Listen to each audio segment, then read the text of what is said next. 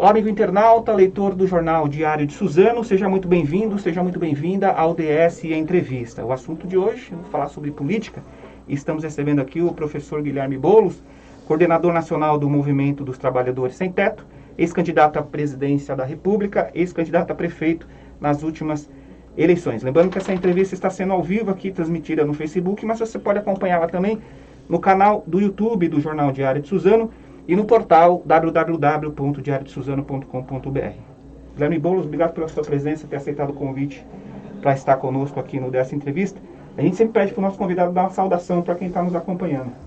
Eu agradeço, Edgar, agradeço o convite, a oportunidade de fazer esse bate-papo aqui com você e com todo o povo de Suzano, saudar todo mundo, desejar uma boa tarde para todos. Hoje eu estou aqui em Suzano e também em Mogi, né, fazendo essa passagem pela região do Alto Tietê para conversar com lideranças políticas, sociais, entender melhor os problemas da região. É uma satisfação poder falar com o público do DS. Bom, se eu voltar com a máscara, mas fica a seu critério, se você quiser continuar com a máscara ou tirar, aí você escolhe. Bom, você esteve na região de Campinas recentemente, está rodando as regiões no estado de São Paulo, né? E está aqui em Mogi das Cruzes, em Suzano. A gente pode afirmar que já é uma pré-campanha ao governo do estado? Olha, eu coloquei meu nome à disposição para a disputa do governo do estado de São Paulo, em diálogo com meus companheiros de partido, PSOL, em diálogo com referências e lideranças de outros partidos do campo de esquerda, do campo progressista, conversando com militantes e dirigentes do PCdoB, do PT, do PDT, da Rede. Quero conversar com o PSB também, porque eu acho que nós temos uma janela de oportunidade no ano que vem. O PSDB governa São Paulo há 30 anos. Já tem um cansaço, uma fadiga de material. Quer dizer, ninguém aguenta mais, virou uma capitania hereditária. E o Estado está paralisado. Se você olhar, assim, quem está assistindo a gente pensa, qual é o legado de 30 anos do PSDB? O que eles fizeram de positivo, de bom, para o estado de São Paulo nesse período? Eu acho que o que costuma vir à mente mais é um legado negativo, é máfia de merenda, máfia de rodoanel, de metrô, obra superfaturada. Agora aqui na região, eu estava conversando com o povo de Mogi, o pessoal está indignado com a história do pedágio na Mogi Dutra e na Mogi Bertioga, que é a expressão dessa lógica privatista de concessão. Então, acho que existe um descontentamento, a rejeição ao Dória é muito grande. Nós aparecemos na última pesquisa que foi feita pelo Instituto Atlas, em parceria com o jornal É o País, em primeiro lugar, junto com outros ali, tem um empate técnico, mas aponta a possibilidade real da esquerda, pela primeira vez, disputar para valer, para ganhar o governo do estado de São Paulo, e eu estou conversando com as várias regiões do estado. Agora, não apenas numa perspectiva de agenda eleitoral, né? É evidente que eu estou dialogando e construindo pontos com lideranças, mas mais do que isso, na construção de um projeto e de um programa a muitas mãos para o estado de São Paulo. Um dos problemas do nosso estado é que ele está sem rumo. O PSDB, assim, o São Paulo virou um barco à deriva. O estado parado, o estado mais rico da federação, com 250 bi no orçamento, e, por exemplo, pega a condição da pandemia, errática. Um abre e fecha a toda hora, não teve nenhum tipo de apoio econômico e social aos mais vulneráveis, mesmo aos pequenos comerciantes, a microempresários. Faltou tudo. Tem um desejo de mudança, tem uma disposição de mudança, não só pensando candidatura para a eleição de 22, mas pensando uma articulação, uma construção social no Estado, que passa por escutar, ter a humildade e a capacidade de ouvir os problemas, os dilemas e as soluções de cada região. É isso que eu estou fazendo nesse giro, nessa virada paulista, como a gente chama. Boulos, eu acho que você já deve ter respondido essa questão que eu vou fazer agora, mas a nossa audiência rotativa aqui sempre é importante você estar falando com a gente aqui no Diário de Suzano. Teve uma coluna da Mônica Bergamo, da Folha de São Paulo, que diz que o PT está propondo um novo desenho político para as eleições de 2022, do qual você renunciaria à candidatura ao governo, apoiaria o Haddad e depois em 2024 o PT te apoiaria. Existe isso? Isso não procede? Me parece que a própria presidente do PT já esteve se pronunciando algo sobre o assunto. Isso não existe, não foi feito qualquer debate em relação a isso. Eu converso com muita gente no PT, acho que isso é a posição talvez de um ou outro. lá, e foi desmentido, inclusive, pela própria presidenta do PT, né, que colocou o respeito que tem pela construção que nós estamos fazendo nesse esforço de pré-candidatura e a disposição de unidade. A minha disposição é a mesma, é de construir uma unidade do campo progressista, não só aqui em São Paulo, mas também em nível nacional. Nós temos o desafio de derrotar o Bolsonaro, que é a maior tragédia que esse país já viveu, né, um genocida. Nós estamos chegando a 500 mil mortes por coronavírus. Muitas dessas mortes podiam ter sido evitadas.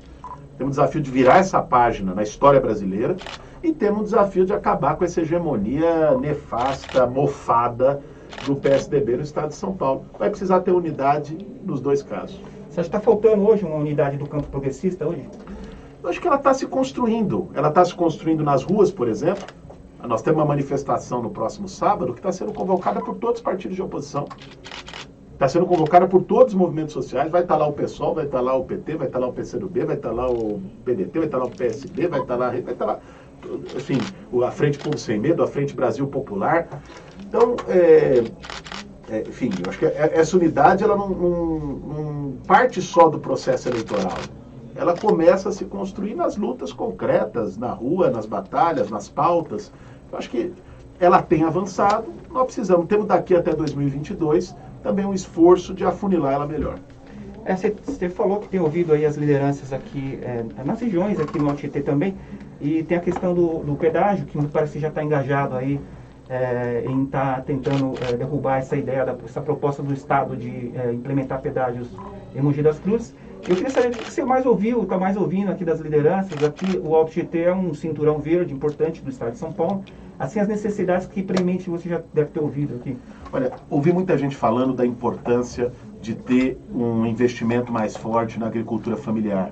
Então você tem um programa no Estado de São Paulo, a partir da Secretaria de Agricultura, que fortaleça, faça fomento à agricultura familiar.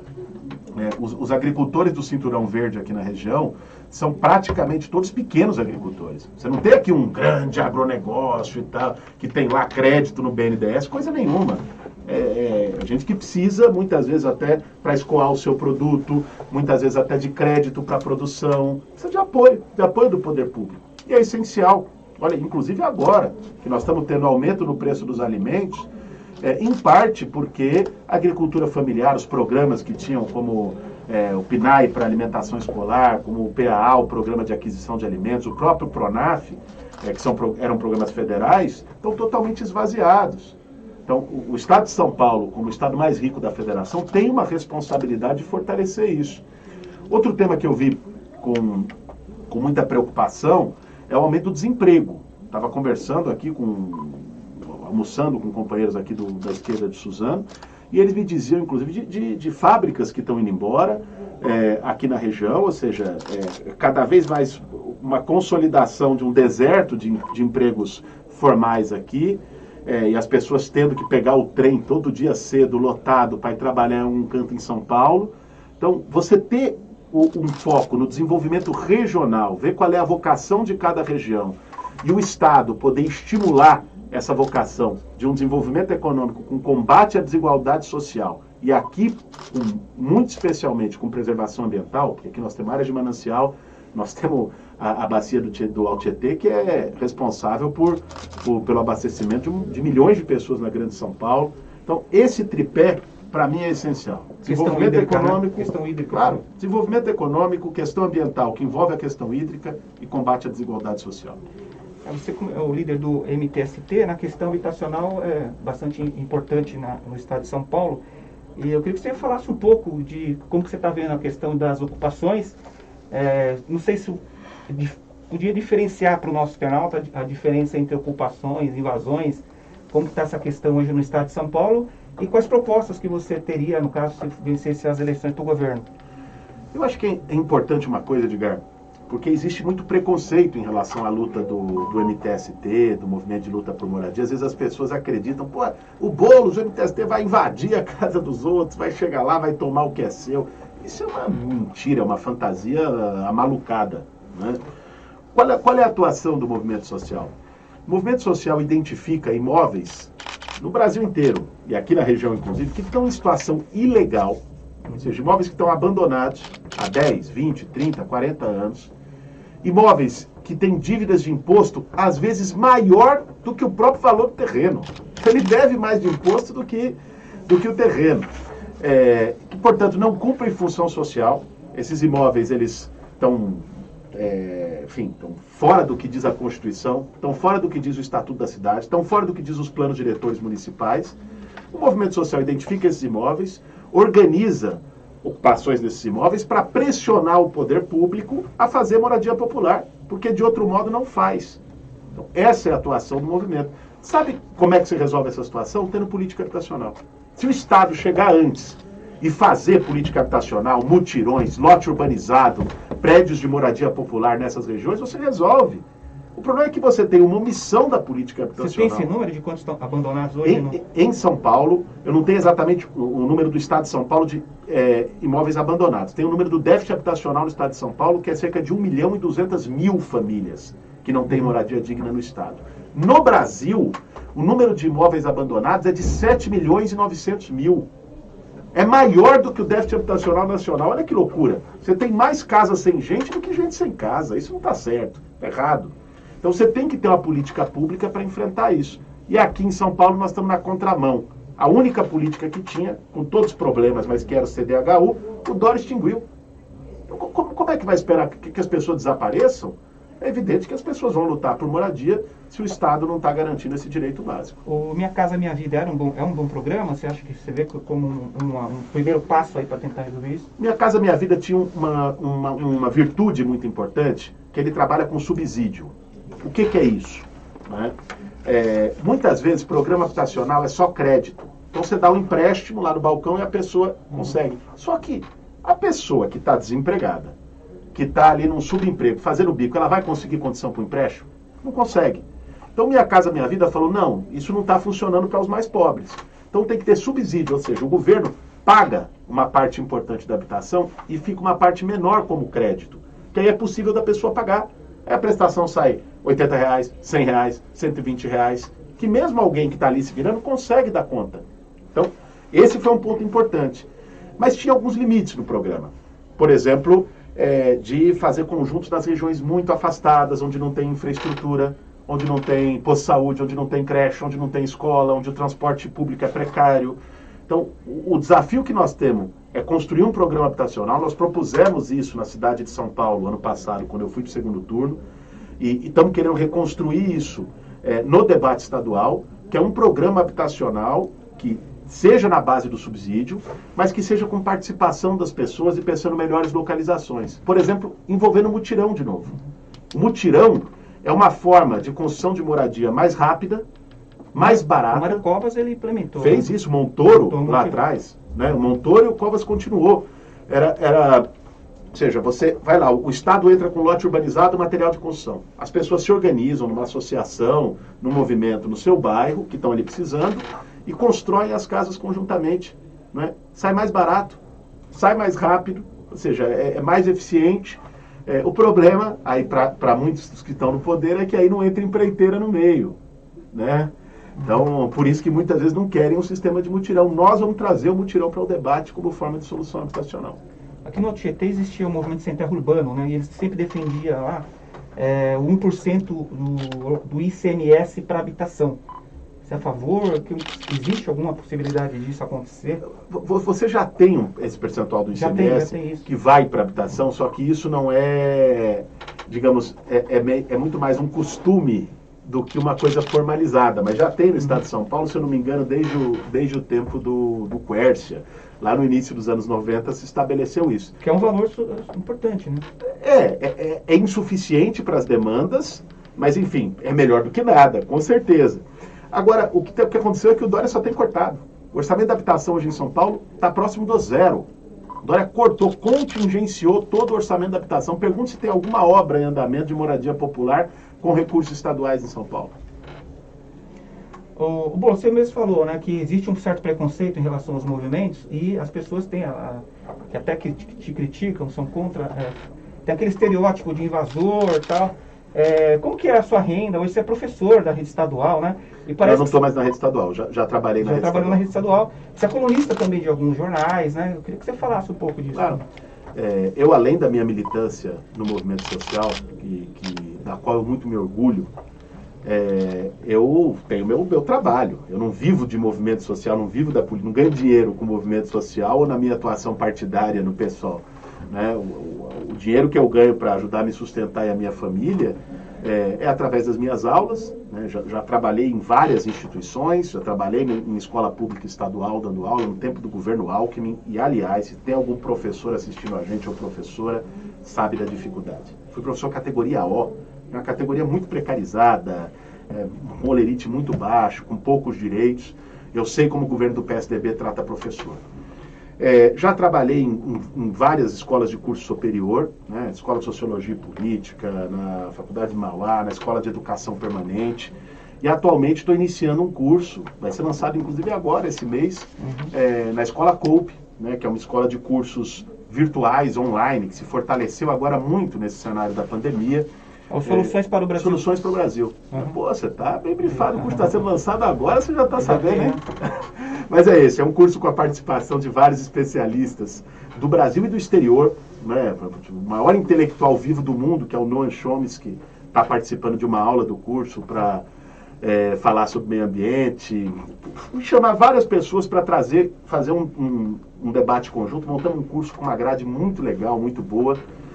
E além do meu trabalho de professor, eu tenho trabalho como escritor e colunista. Hoje eu sou colunista contratado do jornal Folha de São Paulo, da revista Carta Capital e do Instituto IRI.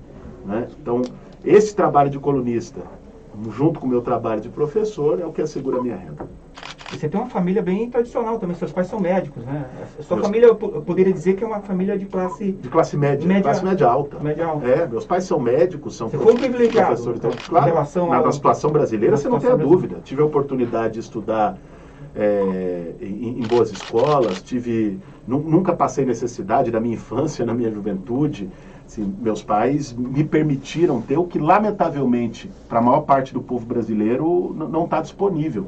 Né? Tive a oportunidade de ler, de estudar, de não precisar trabalhar desde cedo. Só comecei a trabalhar mais tarde, já me formando na faculdade, de reservar um tempo para os estudos. E depois tomei o meu rumo, naturalmente, como todo mundo toma. Né? Fui, com 18, 19 anos de idade, morar numa ocupação do Movimento Sem Teto, em Osasco. Moro hoje no bairro do Campo Limpo, na periferia da Zona Sul de São Paulo, com a minha família, com a minha esposa e com as minhas 2 filhas. Você acha que hoje o maior problema do Brasil é a desigualdade social? Mas você não tem a dúvida disso. Esse é o grande problema do Brasil. Nós somos... éramos até outro dia, antes desse desastre todo do Bolsonaro, do Temer, nós éramos a 7ª economia do mundo. E estávamos... e sempre estivemos entre os 10 países mais desiguais do mundo. Veja, não tem contradição maior, e essa região é a expressão muito disso, do país que é um dos maiores produtores de alimento do mundo, é conhecido como a fazenda do mundo, celeiro do mundo, exporta alimento para o mundo todo, exporta carne, exporta soja, exporta milho, e ter 19 milhões de pessoas passando fome. Você andar aqui, estava andando aqui em Suzano e Mogi, gente no semáforo com um cartazinho de papelão, idoso, criança, implorando por um prato de comida. Sabe, não dá para aceitar isso. Um país com tanta riqueza, com um potencial tão grande, e com esse abismo social, eu não tenho dúvida. Para mim, o maior problema nacional é a desigualdade, e o sentido de fazer política no Brasil tem que ser combater a desigualdade. É o que me move. Boulos, a gente está caminhando para o final, sei que você tem outros compromissos aqui, a sua assessoria me deixou aqui um tempo, né? Mas eu queria só, para a gente caminhar para o encerramento, a sua opinião sobre o encontro do Lula com o Fernando Henrique. O que você achou disso aí, desse encontro dos dois? Eu acho que é natural, são 2 ex-presidentes da República, né? Num momento em que a política está marcada por intolerância, por ódio imposto pelo Bolsonaro, né, que só quer saber de arma, de matar os outros, de não sei o quê. Num momento desse, você ter encontros de pessoas que mesmo de campos políticos opostos estão dispostas a dialogar, eu acho que é importante para a situação política brasileira. Agora, as pessoas às vezes se precipitam e transformam uma foto num acordo eleitoral. Eu não vejo perspectiva de um acordo eleitoral ali. E para encerrar, a CPI da Covid, a sua opinião, como você acha que deve caminhar? Se essa CPI, Edgar, tiver seriedade daqui até o final, se ela não for encaminhada para aquela velha pizzaria de Brasília, onde muita coisa termina em pizza, ela vai terminar com o apontamento dos crimes de responsabilidade do Bolsonaro. Não tem outra saída. Não tem outra saída. Veja, Bolsonaro boicotou a compra da vacina. Veja, não precisava nem da CPI para isso. Vamos falar sério, basta dar um Google ali e ver os vídeos dele falando contra a vacina no último ano e meio inteiro. Ah, vai virar jacaré. Ah, eu não vou comprar nenhuma vacina. Ah, essa é a vacina da China, não vai ter. Essa é a de não sei onde. Tá ali, tá claro. Ele é réu confesso. Ah, Bolsonaro minimizou a pandemia. Pô, o cara disse que era uma gripezinha, que não era coveiro, diante da dor de milhares de famílias brasileiras que tinham perdido entes queridos. Ele falou, e daí? Se isso não é minimizar, sabe? Boicotou todas as medidas de isolamento sanitário que foram tomadas. Felizmente, prefeitos e governadores tiveram a postura básica de defesa da vida, de tomar medidas. Ele dificultava, criava problema. Se dependesse dele, tinha morrido ainda mais gente do que morreu. Então, ele é responsável de forma direta e deliberada pelo Brasil estar chegando a 500 mil mortes. A CPI foi construída para analisar isso. Todos os depoimentos estão comprovando isso que eu estou te dizendo aqui. Então, o Bolsonaro tem que ser responsabilizado. É crime de responsabilidade, tem que responder por isso, e para mim isso tem que dar impeachment. Ponto. Tá certo. Ô Boulos, obrigado. Eu queria agradecer aqui a sua entrevista, né, ter aceitado o convite. Só para a gente encerrar, pode fazer as suas considerações finais aqui. Eu que agradeço, Edgar. Agradeço a você, a todos aqui do Diário de Suzano pela oportunidade. Quero cumprimentar a quem é de Suzano, de toda a região aqui do Alto Tietê, que está acompanhando a gente aqui nessa transmissão. Dizer que para mim está sendo um prazer enorme hoje poder estar conversando aqui com a cidade. Claro, pela situação da pandemia, não está dando para fazer um encontro maior, juntar a gente, mas estou conversando com muitas lideranças sociais, sindicais, políticas aqui da cidade. Está sendo um aprendizado, conhecer melhor aqui qual é a realidade, quais são os problemas da região e ajudar a pensar soluções conjuntamente. Bom dia e um excelente sexta-feira e final de semana para todos. Obrigado mais uma vez. Queria agradecer você, amigo internauta, que acompanhou também essa entrevista. Até o próximo vídeo.